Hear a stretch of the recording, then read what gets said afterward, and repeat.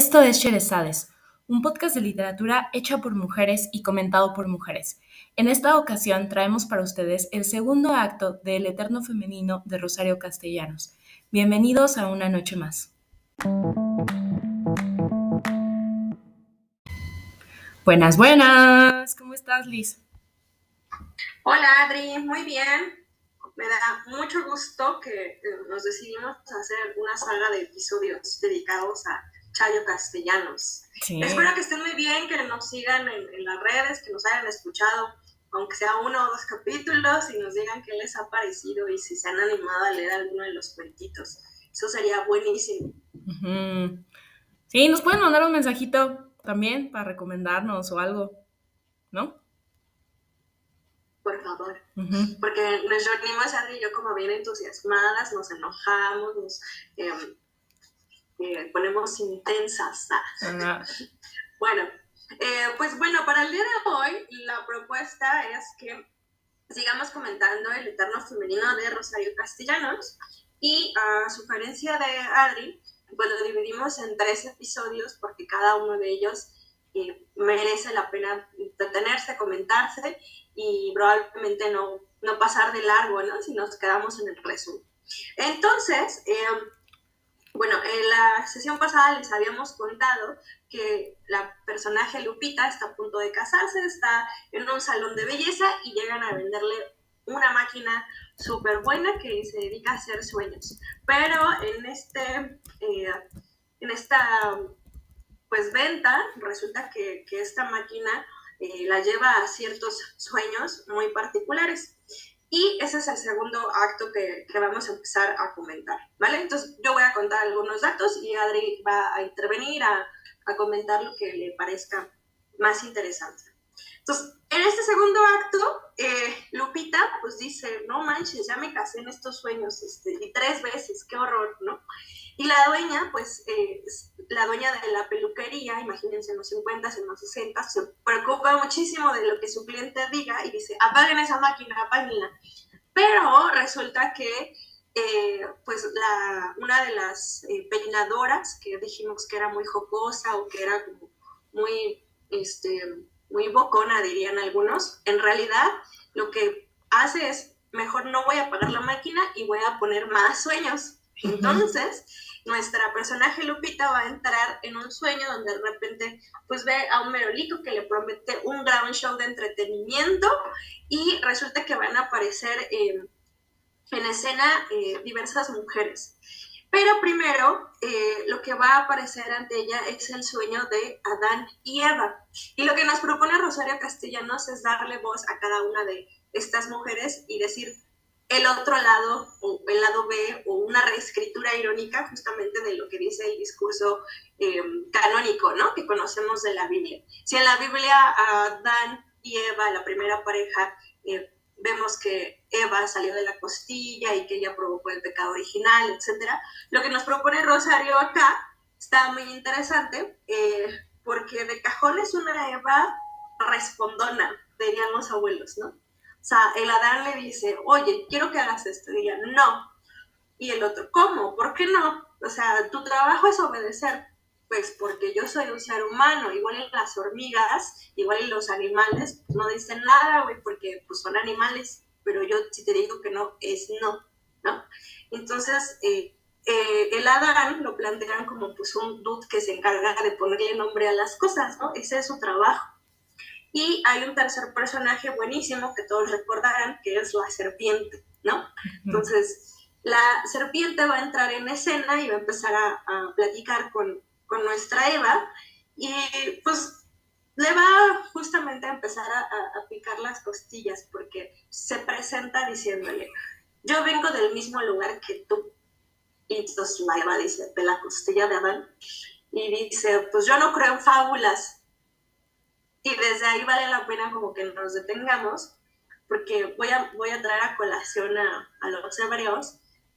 La gente que se dedica al estudio judeocristiano dice que costilla viene de cela, tal cual, pero cela en hebreo no quiere decir costilla, sino más bien quiere decir costado. ¿no? Entonces, si eso se abre a múltiples interpretaciones, no es que Eva venga de la costilla de Adán, sino que podría también significar que es el costado o que es su complemento, ¿no? Nunca se ha referido a parte fisiológica. Y la propuesta de la serpiente es, pues, güey, yo no creo en fábulas, yo no sé si tú, Eva, pero pues yo no creo que venimos de la costilla de Adán. Bueno, y entonces empieza a platicar la serpiente con Eva y lo que eh, van platicando es acerca de, bueno, ¿y a qué se dedica Adán, por ejemplo, ¿no? Y le dice Eva, pues pone nombres. Y la serpiente responde, es poeta, se dedica a las palabras. No, pues te aviso que de eso no se vive bien, mija, así que dile que, que busque otro empleo.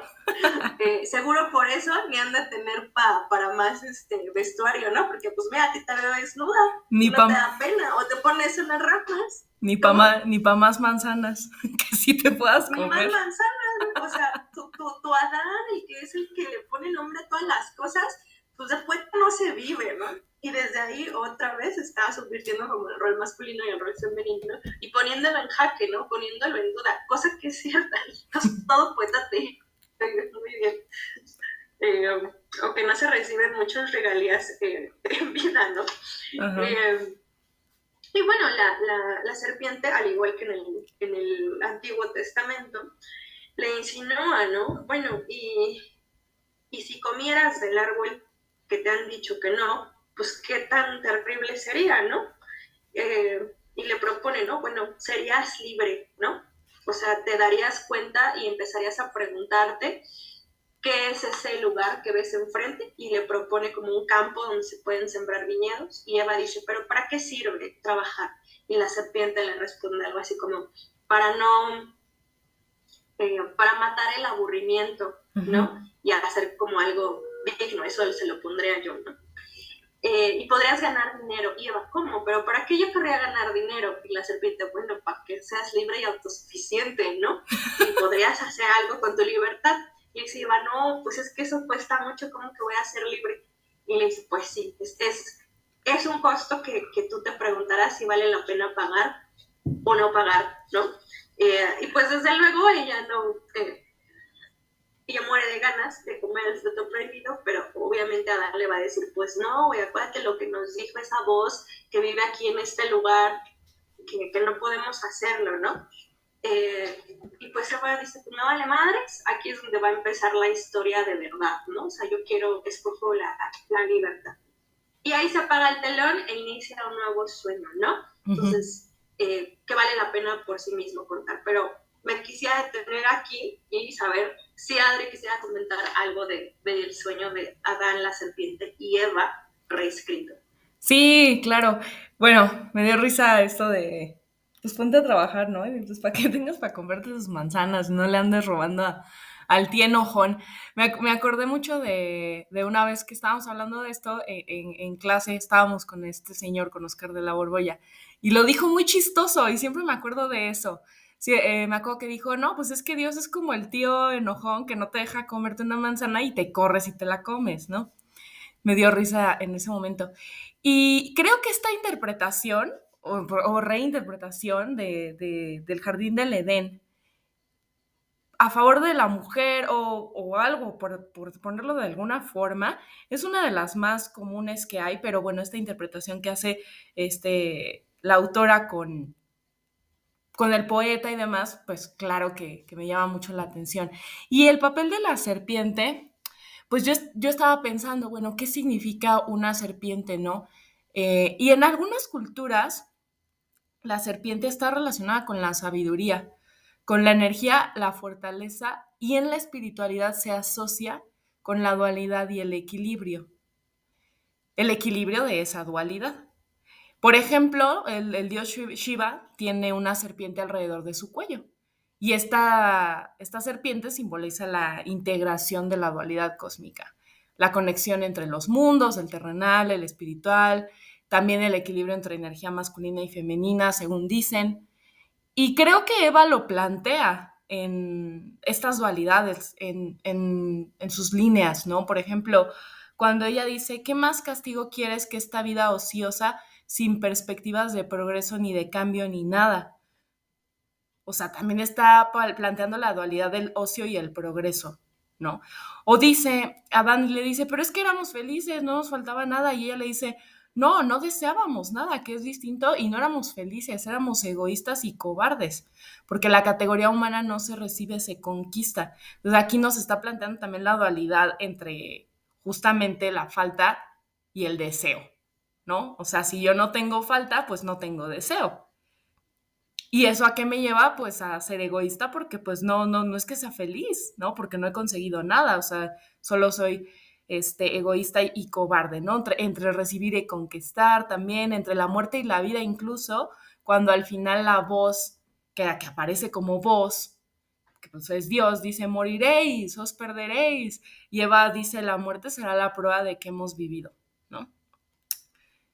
Entonces me gusta pensar a la serpiente también como la representación de la dualidad y que Eva, y que en Eva estaba ahí esa posibilidad de ver el mundo de esa forma, ¿no? De la forma que es, que todo tiene dos partes o más.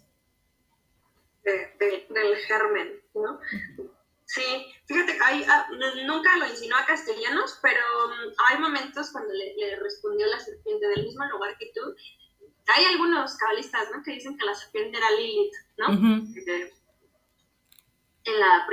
se supone es la primera mujer de Adán, es esta Claro. pelirroja que conoce el nombre Uh-huh. de Dios y por lo tanto tiene la misma facultad de la creación y de pues conocerlo, porque inclusive le dice a Eva, y también conozco tu nombre, ¿no?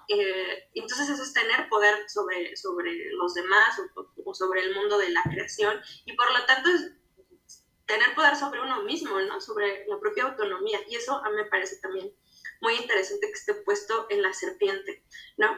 Entonces, bueno, eso como relativo a Adán y Eva.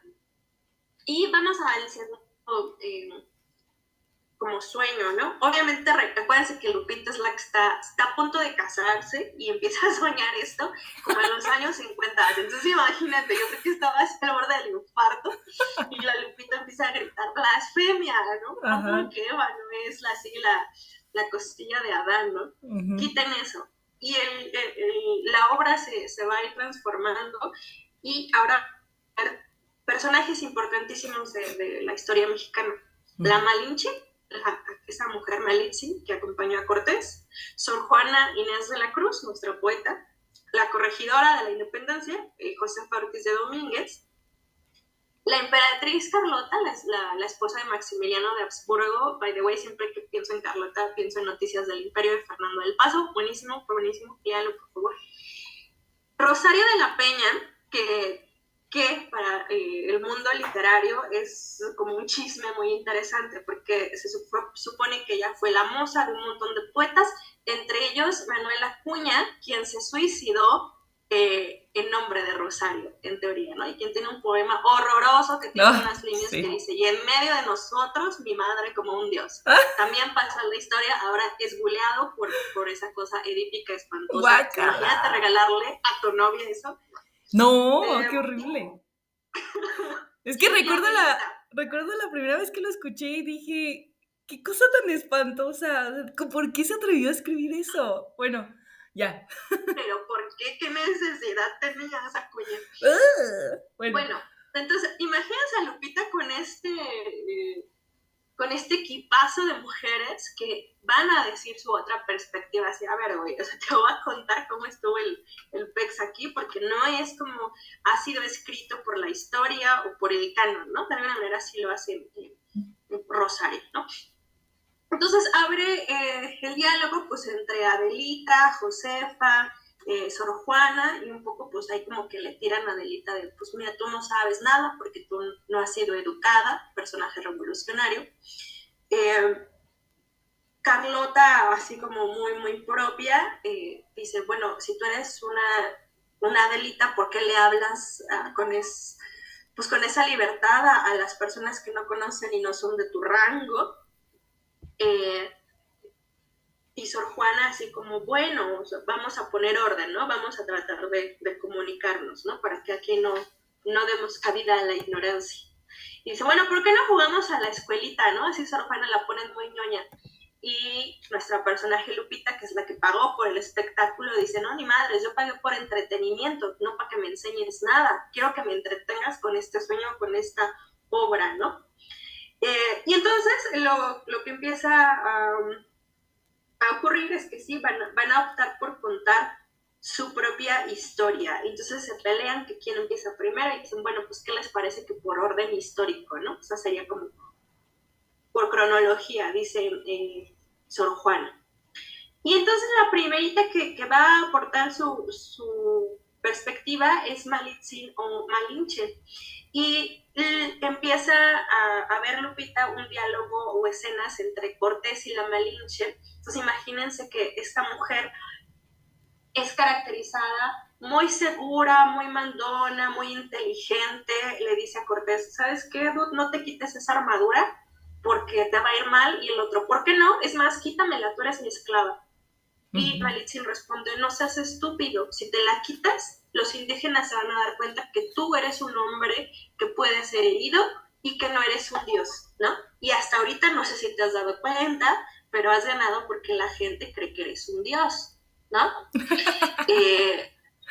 Entonces, fíjense desde ahí, ¿no? Cómo está planteando a Cortés y cómo se está planteando ella misma, ¿no? Sí. Y quién está decidiendo y ordenando lo que después conoceremos como la conquista caída de Tenochtitlán, ¿no? Eso por un lado, y por el otro lado también, pues le empieza a dar indicaciones, ¿no? Oye, ¿por qué no dices que tú quemaste los navíos? Arma el rumor. Y Cortés, así muy ingenuo, ¿para por acá? Ajá. Y ella, pues no seas menso, para que te hagas un nombre, para que te tengan miedo, para que sepan con quién se van a enfrentar, ¿no? Eso por el otro lado, ¿no? Y también ella que bajita la mano le dice cuánto odia a Moctezuma por cruel y cómo puede darle vuelta a este emperador de Tenochtitlán, ¿no? Y le dice Cortés, bueno, tú sí eres así como también, pues mala onda, ¿no? O sea, sí te das cuenta de todo lo que está pasando. Y dice, pues yo solamente te digo que sería una buena opción que recibiera su merecido Moctezuma, ¿no? Y también, bueno, le va explicando cómo funcionan los tlaxcaltecas, qué puede hacer y demás, ¿no? Entonces, de repente se corta la escena, imagínense que están en el teatro y Lupita dice, ¿qué? ¿Y en qué momento se enamoran? No que eran el uno para el otro, o sea, nosotros nos han dicho que son así non plus ultra, ¿cómo que dónde está la historia de amor? Y la Malinche le dice, güey, ¿de qué hablas? No, o sea, eso no es como lo que yo te quiero contar, ni lo que pasó, ni lo que me interesa, ¿no? Eso más bien es lo que ha pasado a la historia, ¿no? Con eso pues, sí, del amor y del romance. Y nada más ahí voy a parar porque hacen entra Sor Juana y les dice así como, probablemente no sepan nada del amor cortés, que es una invención de los trovadores castellanos europeos, y aunque Cortés haya ido a Salamanca, seguramente nunca lo estudió casi. Ajá. Entonces ponen en duda y en jaque la noción de amor occidental, que yo cada vez que doy clase de élite medieval digo que es la desgracia de Occidente, aunque al mismo tiempo sé la valía que tiene. Y bueno, hasta acá con la Malinche. ¿Quieres decir, qué te parece esta parte, Adri? Fíjate que, de acuerdo a lo que estás diciendo, me surge algo con mis anotaciones y con lo que estás diciendo, ¿no? Como, sí, lo que pasó a la historia, lo que Lupita dice, bueno, ¿y la historia de amor qué? ¿Dónde está? ¿Qué pasó? Y Malinche así de, pues, no, eso ni pasó, morra, ¿no? Pero es que ¿quién nos cuenta la historia? También, ¿no? Porque la verdad es que Cortés sí cree, o sea, y ahí se ve en el texto, que Malinche le está ayudando por amor, ¿no? Cuando pues fue por venganza, o sea, siempre los morros creyendo que uno hace todo lo que hace por ellos, ¿no? O sea, como que es este antropocentrismo de yo, el hombre, y todo gira a mi alrededor y todo lo estoy haciendo yo. Entonces sí, sí, esa parte me sorprende. ¿Por qué? ¿Por qué te ¿Te recordó al cuento envenenado? Al cuarto envenenado. Si ustedes se acuerdan, en el cuento envenenado estábamos hablando, ¿no? Como la importancia de reescribir desde otras Ah, perspectivas claro. la Ajá, historia, ¿no? Y justamente pusiste ejemplo la obra de Malinche, ¿no? claro, Y lo que hace Castellanos es, pues bueno, ahora vamos a darle la vuelta y no es el discurso amoroso, sino es más bien el discurso de la venganza. claro. Pues sí, pues vámonos pues con la siguiente, muchacha. Ay, la siguiente es mi favorita probablemente porque es la Rosario. Y fíjense cómo pone Rosario Castellanos, la de Acuña. Güey, qué horrible que te llamen pues, con ese complemento, ¿no? Todo el tiempo. Entonces entra a escena Rosario y pues empieza a hablar sobre su versión. Dice, pues sí, la verdad es que yo los inspiraba a varios poetas, me llamaban en sus obras, pues yo era importante, pero les voy a decir lo que pasó con Manuel Acuña. Entra escena, Manuel Acuña llega a Rosario y dice, vamos a hablar neta, te voy a decir algo. Y bueno, en su discurso así de poeta inalcanzable, que está en la estratosfera, le dice, no, porque si cruzas la puerta va a peligrar tu reputación. Y ella, no mames, o sea, yo lo que quiero es decirte algo importante, no me importa, yo ya he pensado lo que pensar de mí, valga la redundancia, y te lo quiero decir, y él, no, porque se destruiría la perfección de nuestro amor. Y ella, te amo.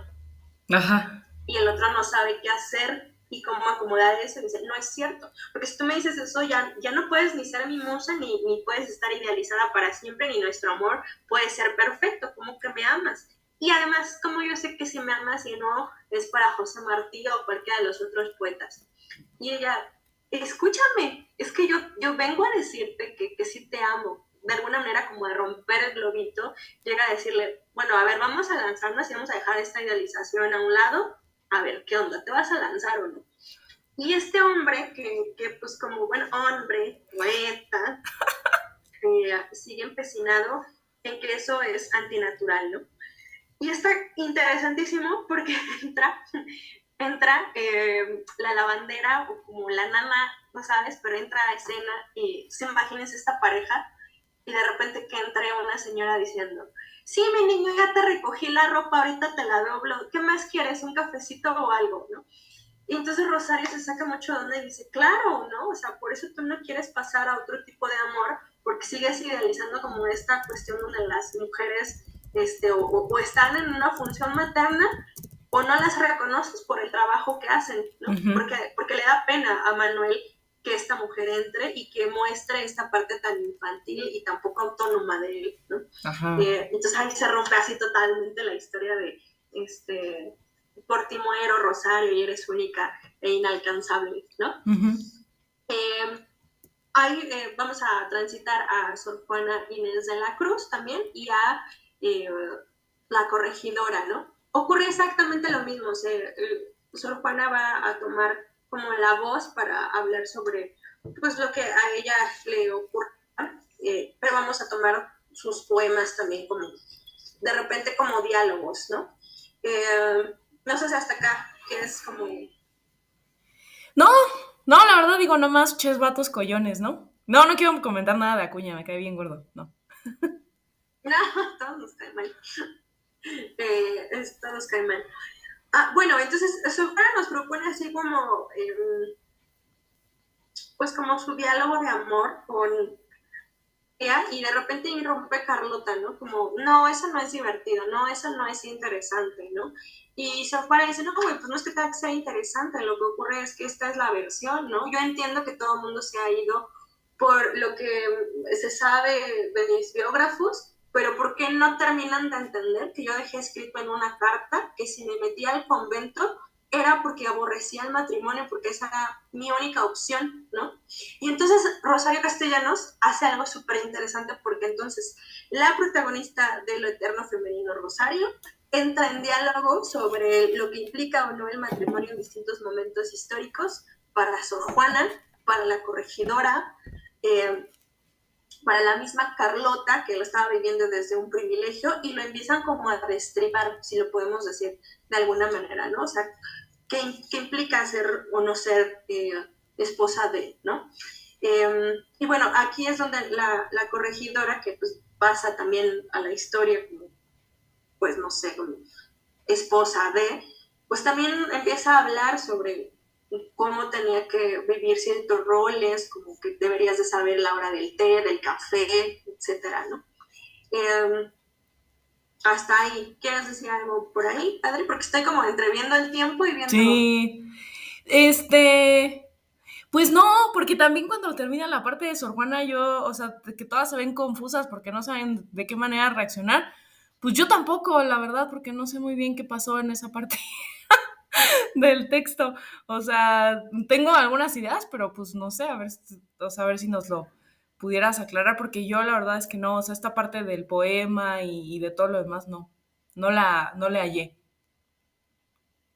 Ok, lo que empieza a hablar Sor Juana, pues, es a hablar acerca, pues vamos, como de su voz, acerca de su entrada al convento, de cómo podía vivir o no vivir su amor, pues, y de esta idea que se insinuó por allá en la voz de Carlota de, bueno, tú sabrás muy bien lo que implica amarse o no amar del convento o de la virreina o no, y entonces entra una serie de poemas. Y cuando se cierra el diálogo de Sor Juana, parecería que ella responde, eso también son fábulas, ¿no? Ni que haya entrado por querer ser hombre, ni que me haya enamorado de la virreina, también podrían ser meras fábulas, ¿no? Lo que Ujú. deberían de entender es que para mi contexto histórico, el matrimonio no era una opción, yo lo aborrecía y era lo único a lo que yo podía aspirar o acceder, ¿no? No sé en qué parte dice, ¿no? Como odiaba el mundanal ruido. Ok. Bueno, eso hasta allá. Y terminamos con justamente la corregidora, que pues empieza a hablar de su crianza en la Nueva España, con ciertos privilegios, una educación hipercatólica, y pues como, pues bueno, ¿no? Al final de cuentas, un poco como la Malinche, parece que está detrás conversando con el corregidor todo el tiempo sobre qué sí se puede hacer o qué no, y pienso que de alguna manera es como si estos grandes hitos de la historia, eh, a quienes más bien que siempre son atribuidos a los hombres, a los niños, Ujú. a los hombres, pues están movidos, intercalados y tejidos por la voz y la inteligencia de las mujeres, ¿no? O al menos a mí sí me da la impresión que es lo que está proponiendo acá Castellano, ¿no? ¿Cuál es ese rol silencioso que no aparece como en los registros de la historia más canónica, ¿no? Sí, yo creo que lo más interesante de Josefa es como la exposición de su inteligencia, porque pues primero el esposo ya ves que le dice, ¿no? Que para interesarse en una conversación debemos entenderla.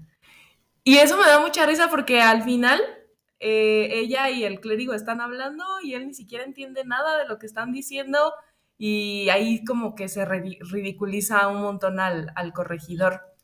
Y pues sí, también se me hace interesante cómo al final dice, ¿no? Que lo que hizo lo hizo porque se aburría. Y creo que remite mucho al texto, pues cuando el vendedor dice que el aburrimiento en las mujeres las hace pensar y que esto es peligroso. Y pues sí, porque las hace libres, ¿no? Las hace autónomas, sí.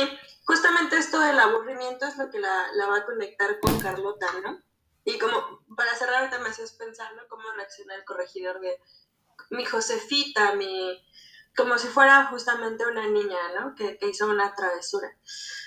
Y previamente él le había anticipado, ¿no? Cómo la observaba y Josefa le dijo, ¿y qué tal que yo no me conformo con tener un hijo, ¿no? ¿Y qué tal que eso no es suficiente? Y creo que hacia el final de su escena pues se lo pone en la cara, ¿no? Nunca ha sido suficiente la idea de que la mujer debe tener un hijo.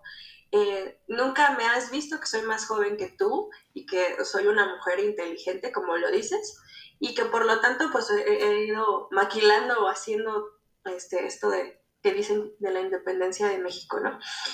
Bueno, entonces eso del aburrimiento nos va a conectar con Carlota, ¿no? Que es otra de los personajes yo creo que más emblemáticos de la historia de México. Y al entrar Carlota dice, bueno, ¿yo qué te puedo decir del aburrimiento? si además pues nosotros somos unos ricos reyes y teníamos tanto tiempo mirando el mar, particularmente Maximiliano, ¿no? Y no teníamos nada que hacer, ¿no? Entonces, pues por supuesto que Max no lo supo aprovechar, ¿no?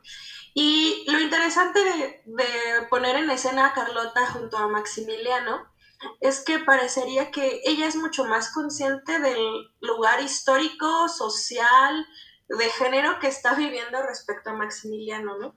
Porque por ahí entra en escena Maximiliano y le dice algo así como, soy un rey sin corona, ¿no? No voy a tener hijos nunca, necesito un heredero, ¿no? O sea, ahí como por debajo la idea de necesito que seas madre, Carlota. Y Carlota le responde de una manera muy, muy bella.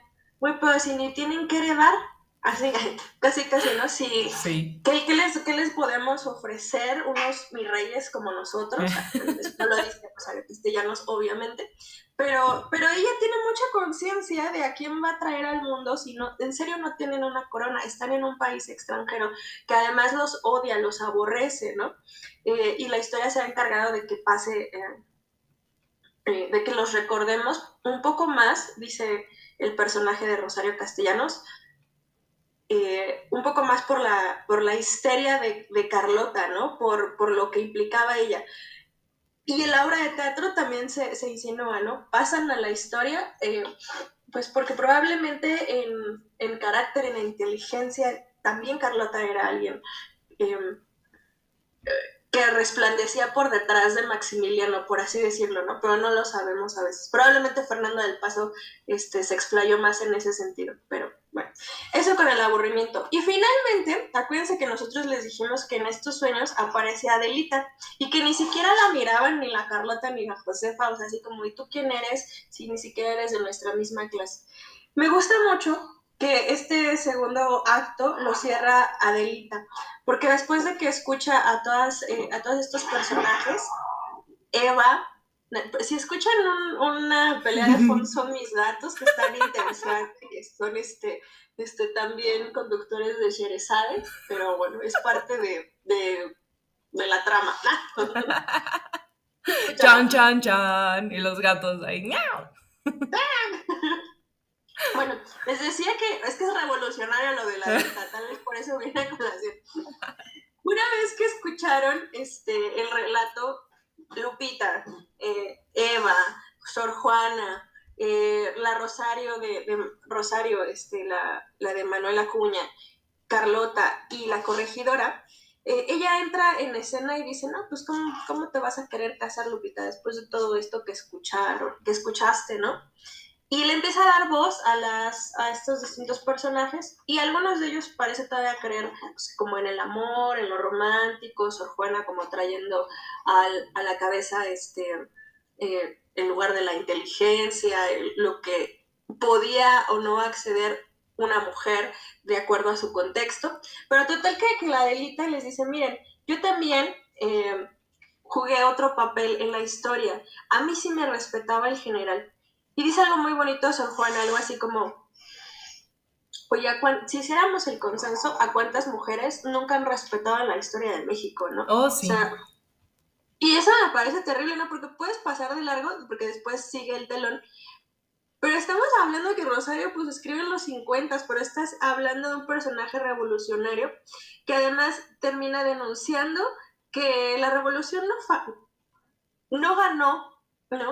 O sea que al final de cuentas se hicieron tantos documentos, se hicieron como tantos acuerdos entre los varones y que no ganó, ¿por qué? Porque si hubiese ganado la independencia y la revolución, dicen, no habría mujeres como esta, como Lupita, teniendo estas expectativas o estas cadenas o esta poca libertad, ¿no? Entonces, me parece muy bueno el cierre que hace Castellanos para unir a todos estos personajes, ¿no? ¿Qué pasaría si les damos voz y nos recuerdan a nosotros, lectores del siglo XX, que en serio siguen sin respetarnos? Que el papel de la historia es bastante contado por el que gana, que hay un montón de mujeres emblemáticas, inteligentes que están detrás de ello y que tuvieron que atarse a un contexto histórico, ¿no? Porque no había otra posibilidad. Y no sabemos de ellas, pues sí, güey, porque la historia la contaron generalmente los varones, ¿no? O se dio como más foco pues, al corregidor, ¿no? En lugar de pues pensar que era lo que estaba tramando la jovencita Josefa detrás, ¿no? Entonces me parece muy buena esta crítica que nos señala Castellanos y con la que cierra el segundo acto y nos regresa a, acuérdense, a Lupita, que es el personaje principal y que está a punto de casarse. Sí, yo creo que las intervenciones de estas mujeres desde sus lugares históricos, desde sus perspectivas, desde sus lugares sociales, todo es súper interesante. Creo que sí, con Adelita, esto que mencionas tú sobre si hubiera ganado la revolución no habría mujeres como Lupita, pues es bien fuerte, ¿no? Finalmente creo que muchos pueden tener idealizada la independencia y bueno, con tan solo leer este fragmento que Castellanos nos ofrece o los de abajo de Mariano Azuela, pues podemos verificar bien grave cómo sí se perdió, ¿no? O sea, sí perdieron también. Entonces, bueno, pues hasta aquí nuestro acto 2 de El Eterno Femenino y esperamos escucharlos la próxima semana con el último acto. Chao, chao. Y en la siguiente noche de Tasmin continuaremos con el tercer acto